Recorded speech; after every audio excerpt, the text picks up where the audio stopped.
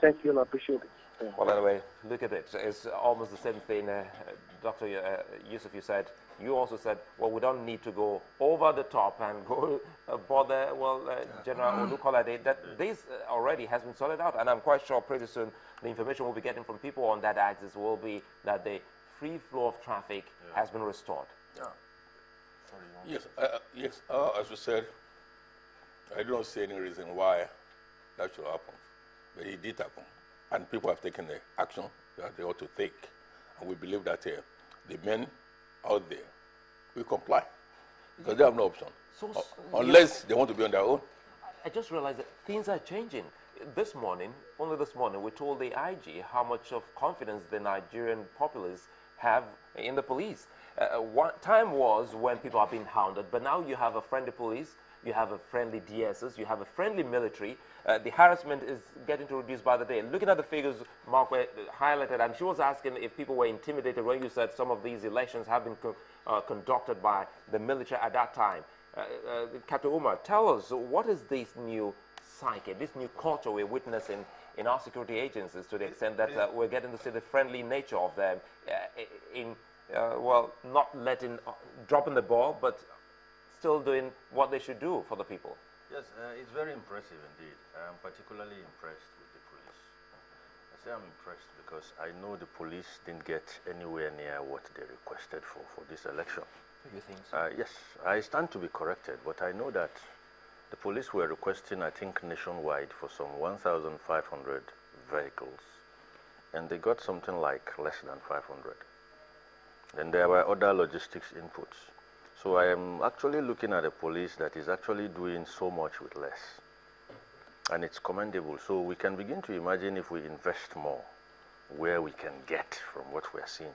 And when it comes to the general atmosphere, the ambience, both law enforcement agencies, both citizens, I can see it's almost loud, though it's not, it's silent, but very loud. You can see this sync. You can see this collective resolve to work together for success.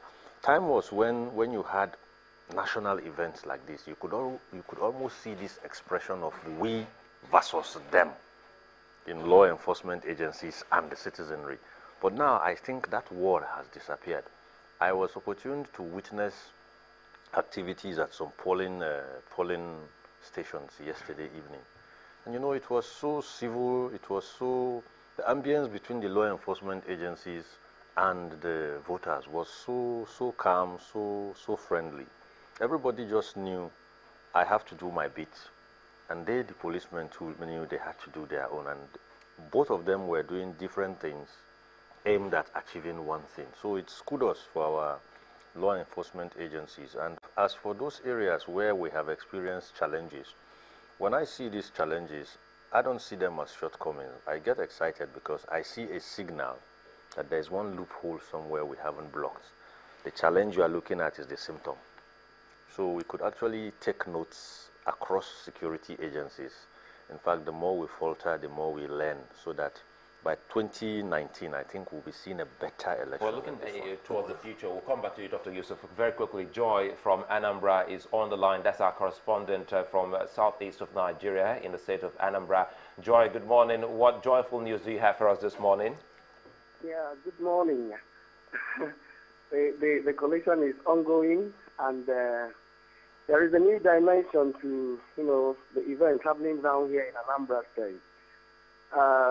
Before the announcement of the result of the National Assembly election here in the state, the faction, I'll call him factional senatorial candidate of the People's Democratic Party for Anambra South Senatorial Zone, Mr. Chris Tuba. You recall that in Anambra State, the PDP, the matter concerning who is the candidate for the various positions, is certain. So I called Mr. Chris Tuba a factional senatorial candidate. So he said he has filed a suit in the Supreme Court that will restrain INEC from declaring any candidate of the PDP for the National Assembly election winner, as well as issue certificate of return for reasons that the Supreme Court is yet to give its verdict on the duly nominated candidate for the 2015 National Assembly election. Everybody is really surprised because collation is still ongoing. The result is yet to be announced. And the court has already come into the system in Anambra State. And for Chris Uba, he says further that the order of interim injunction, which he has filed, under the Supreme Court, is not just to restrain the Independent National Electoral Commission (INEC) from issuing the certificate of return to any of the PDP candidates for the National Assembly. It also is a matter very dear to him because the court is yet to give its final verdict on who is duly nominated. So the definite hearing from the Supreme Court is coming up on the 9th of June this year, and already we've had the election. So it's a whole lot of issues coming up here in Anambra State, but as time goes on, we'll see how everything will play out. We are just waiting for the collation to end, and then we'll see whether INEC will announce the results or not. So that's what's happening with the PDP candidate, faction of candidates, you called him. But do you have any reports from the APGA candidates in Anambra State? Yeah, APGA candidates, they do not have any problem because we have only one candidate, that is she's victim in the Central Senatorial Zone, NSC is there in the South Senatorial Zone, and the Democrats in the North Senatorial Zone. They are all at various commission centers. Like I called the victim some few minutes ago. He said he's monitoring what is going on in Anocha local government area. The secretariat, the collation is still ongoing there. That is, they are monitoring events. And I believe other candidates will be in the various collation centers. So there is no problem with the APGA candidates here in Anambra State.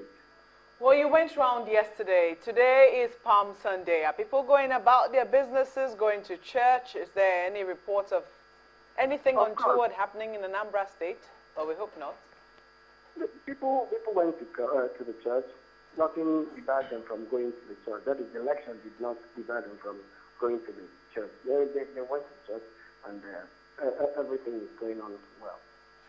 Are there some elections taking place today in Anambra State? None that I know of. I don't think any election is taking. If the collation is going on, then there won't be any election in my own mind. But if the election and the collation was up yesterday, that means the election will hold in some places. So, as I'm speaking to you now, I don't know of any election going on anywhere in Anambra State. Well, Joy, you're there live. Maybe you can also clarify from the REC, that is the Resident Electoral Commissioner in Anambra, just by asking, perhaps there is a particular unit or somewhere around the state, tucked in somewhere where election is taking place. Okay, you said I should find out from the Resident Electoral Commissioner? Yes, because we'll be calling you pretty much later to find out if you got any scoop. Okay, I'll find out from him. Fantastic, Joy. Thank you so very much for speaking with us this morning, and have a great Palm Sunday. Thank you. All right, okay, well, that's Joy. Dr. Yusuf, you are going to react to comments being made by Captain Omar. We're trying to look at how things have changed for us as a people, yes, and how well we have progressed, looking at the synergy between the people and the agencies. Yes, you see, what those of us, or those who are against military intervention in the political process has been saying, and will continue to say, is that military administration is not an alternative to democracy. And what we're taught in our civics class in the primary school, democracy is the government of the people, by the people, for the people. And that any authority whatsoever derives its legitimacy from the people.